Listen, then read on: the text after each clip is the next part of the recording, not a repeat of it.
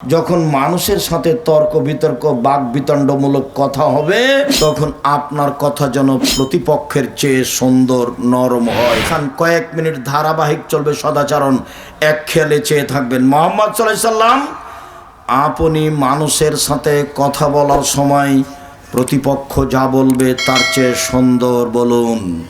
সারা পৃথিবীর মানুষকে কথা বলার সময় প্রতিপক্ষ যা বলেছে তার চেয়ে নরম সুন্দর করে বলতে হবে।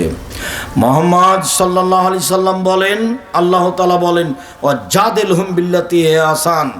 মুহাম্মদ সাল্লাল্লাহু আলাইহি সাল্লাম, যখন মানুষের সাথে তর্ক বিতর্ক বাক বিতণ্ডমূলক কথা হবে তখন আপনার কথা যেন প্রতিপক্ষের চেয়ে সুন্দর নরম হয়। সারা পৃথিবীর মানুষের তাই হতে হবে। রাসূল সাল্লাল্লাহু আলাইহি সাল্লাম বললেন, আল্লাহ তাআলা বললেন, আল্লাযীনা ইনফিকুনা ফিস সাররাই ওয়াজ যাররাই ওয়াল কাযিমিনাল গায়জ ওয়াল আফিনান নাস। বাস্তব তিনটা, জান্নাত হবেই।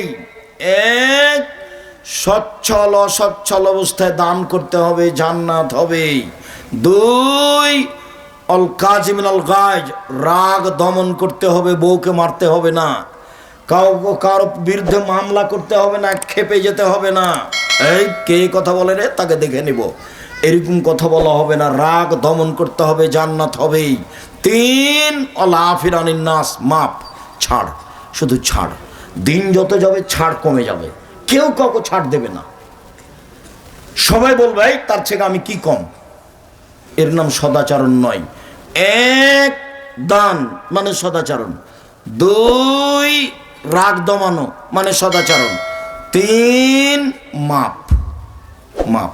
সব কাজের মেয়ে মাপ, কাজের লোক মাপ, স্ত্রী কিছু বলেছে মাপ, গন্ডগোল হয়েছে মাপ, শত্রু কিছু বলেছে মাপ, শুধু মাপ। প্রতিশোধ নেই, প্রতিবাদ নেই, প্রতিশোধ নেই, প্রতিবাদ নেই। মনে থাকবে না কথা?